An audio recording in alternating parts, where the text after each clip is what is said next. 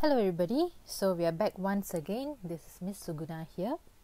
So right now, just to keep track of what we have done so far, we have created the sales quotation and we have created anybody tell me?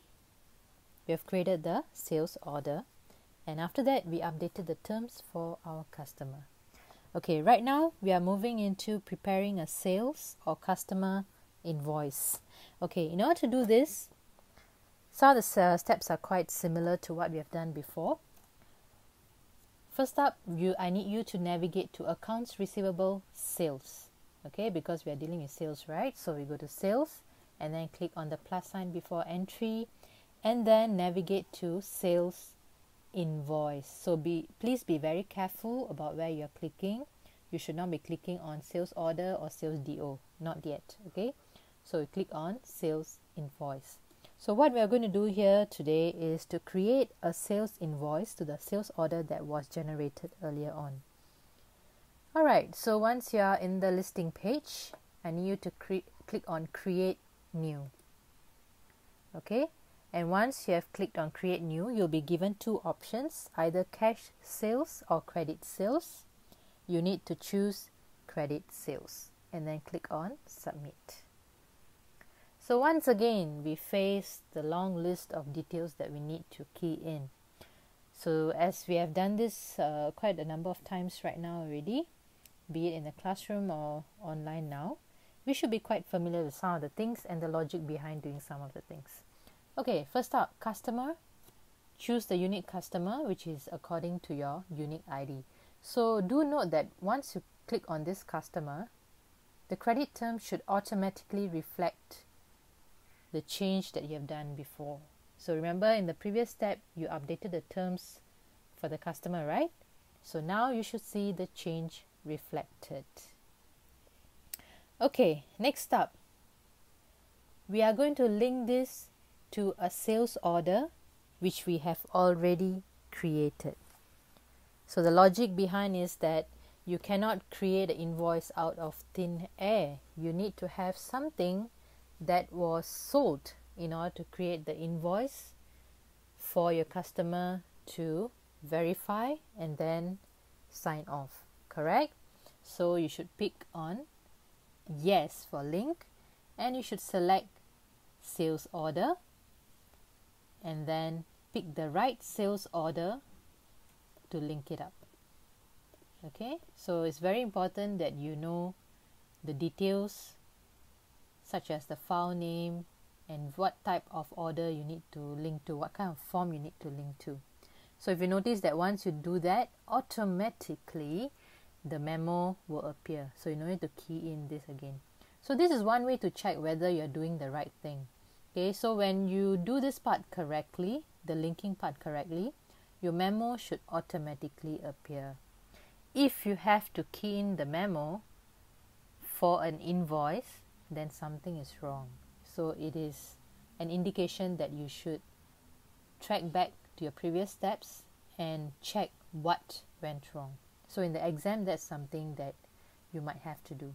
Alright, so next up, sequence format should be NA, and then you can now give a unique number to your customer invoice.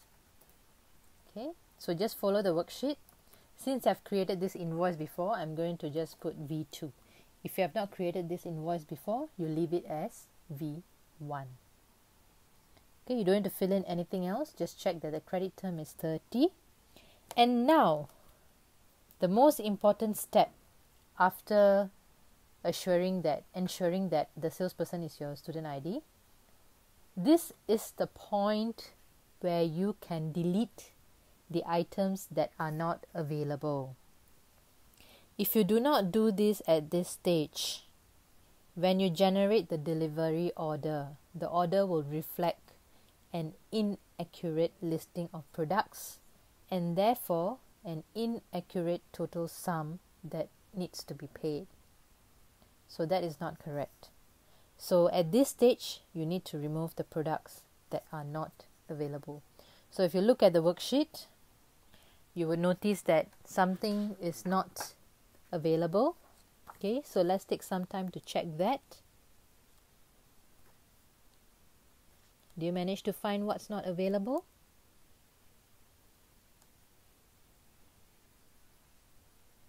Okay, so the worksheet says category 106 HN whiteboard marker blue is not available.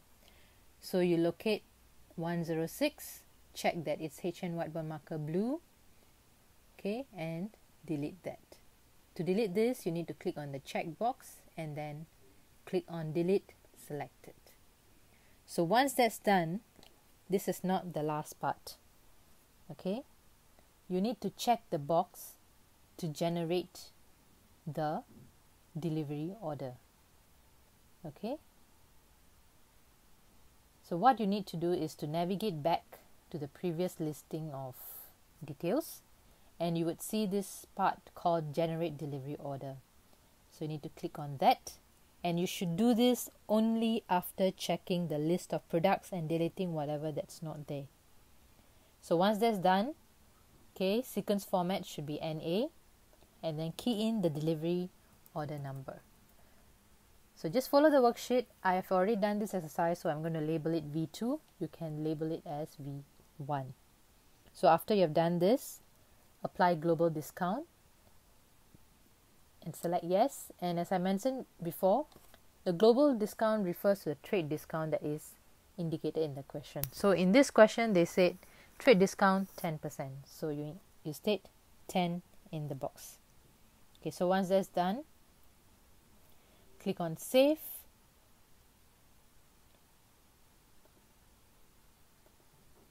Alright, and then print record. When you print your record, okay, I need you to do the same thing. Your register number, full name, and the file name. And then drop it in the MS Teams file folder so that we can check that you've done the work. So with that, you have successfully completed doing up a sales or customer invoice. And we're almost there. We are just left with 2 more steps before we can complete this exercise. Alright, well done guys. Keep going. See you later.